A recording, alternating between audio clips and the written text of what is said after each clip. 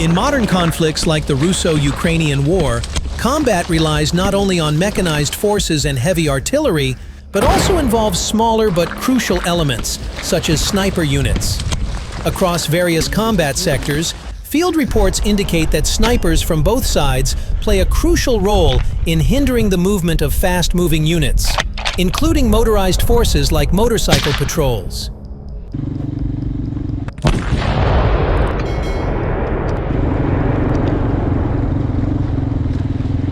Meanwhile, snipers operate using a hit-and-hide strategy, utilizing camouflage, high-altitude positioning, long-range precision shooting capabilities, information from reconnaissance drones.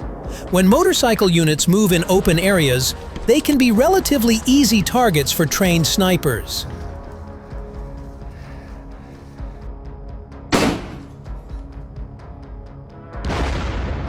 The presence of an effective sniper can force motorized troops to slow down, change routes to safer but longer ones, increase logistical burdens and psychological pressure, break formations, and disrupt coordination. In many conflicts, it is not uncommon for a single sniper position to discourage enemy motorized units from moving without armored vehicle support or drone escort.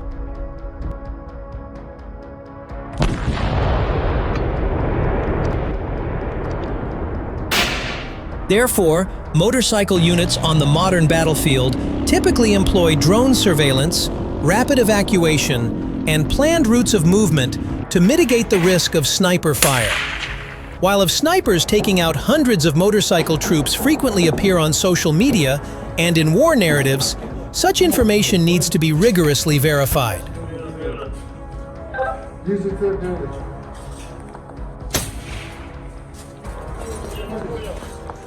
However, tactically, it is true that snipers possess significant capabilities in inhibiting or neutralizing the threat posed by unprotected motorcycle units.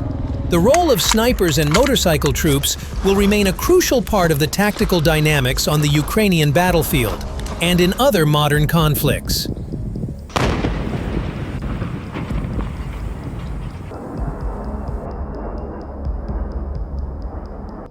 Once a gray zone, the wooded belt near Lyman is becoming a trap where infiltrators are exposed and picked off.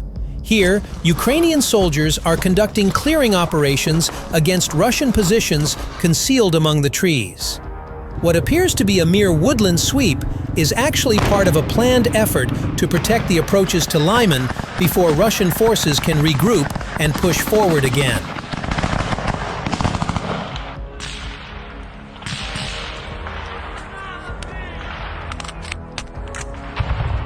Ukraine's goal in this area is to remove every remaining Russian position inside the forest belt that leads toward Lyman.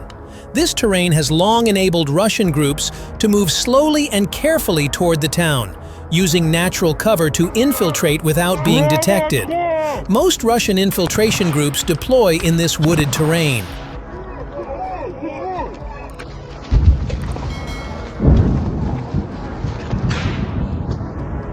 Where the uneven ground and natural obstacles allow small teams to hide their movements and pressure Ukrainian lines.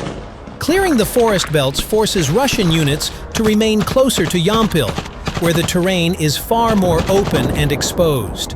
In that environment, Ukrainian drone operators and artillery teams can monitor them with far greater ease and respond much more quickly to any attempt to move forward.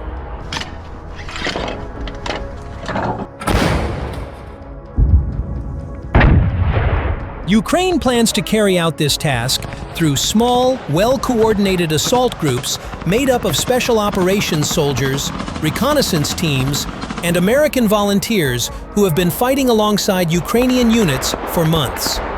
These teams rely on drone operators who guide them through the forest and help them locate trenches, dugouts, or even Russian soldiers waiting in cover.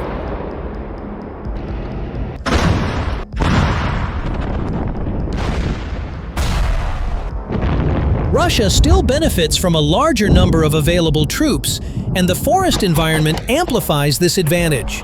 The dense trees and low visibility along the ground provide Russian assault groups with abundant cover for infiltration, allowing them to move closer before they are detected. The same terrain also weakens FPV drone signals unless fiber optic guidance is used.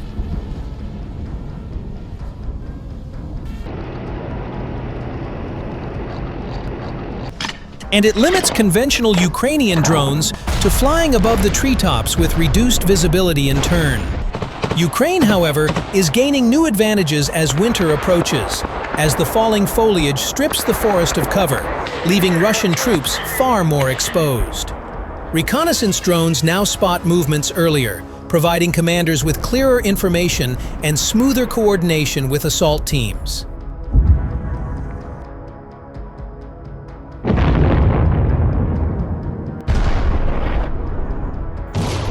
Meanwhile, the longer ground-level sightlines allow snipers to target positions that were previously hidden in summer.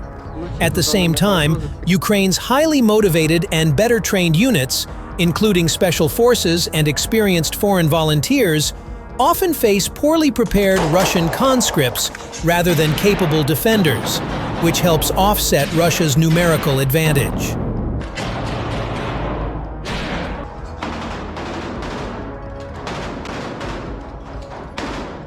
These changes are visible in the recent clearing operations. In the first video, a Ukrainian assault team moves steadily through the Lymansky forest as they approach a concealed Russian hideout. An American volunteer assists in clearing the position and persuades 4 Russian soldiers to surrender. His calm use of Ukrainian, along with the basic Russian he has learned, helps reassure the captured soldiers and reduces the chance that they will panic or resist after surrendering.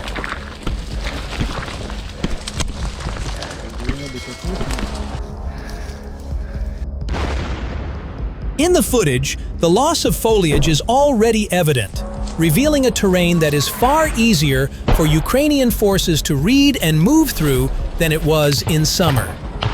In the second video near Yampol, Ukrainian Special Operations Forces detect a Russian sabotage group attempting to move through the forest.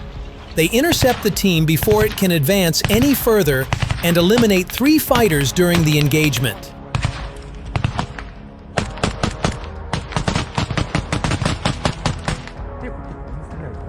After securing the area, they collect the enemy's equipment and document the scene. A separate moment in the footage shows a precise sniper shot that demonstrates how the improved winter sightlines allow Ukrainian marksmen to engage targets at longer distances. The clearer view between the trees and steady coordination with live aerial surveillance play a significant role in making this possible.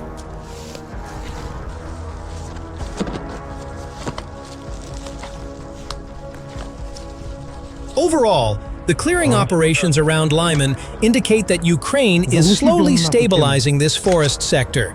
Ukraine is using the changing season, improved visibility, and the steady teamwork of mixed assault groups to reduce Russia's ability to infiltrate the area. These conditions give Ukrainian forces a better chance to detect and stop Russian movements before they become a threat.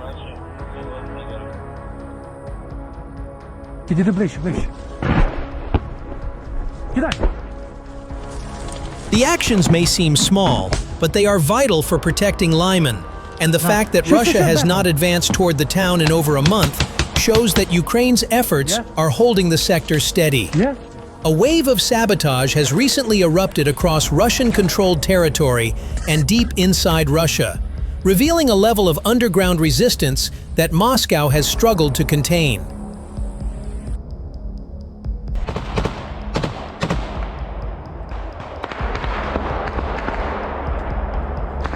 What is striking is not just the spread of the incidents, but how they now appear in clusters, hitting logistics, communications, and security forces at the same time.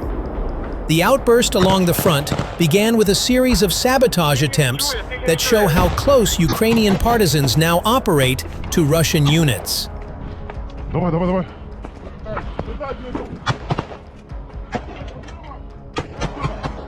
The clearest example comes from Melitopol, where resistance fighters tried to detonate a vehicle carrying a Russian drone crew as they prepared for operations. The attempt failed, but it set the tone for what followed. In Luhansk, explosives planted under 2 Russian vehicles detonated with far greater effect, killing 4 soldiers and underscoring how deeply partisan networks have embedded themselves in Russian-controlled settlements.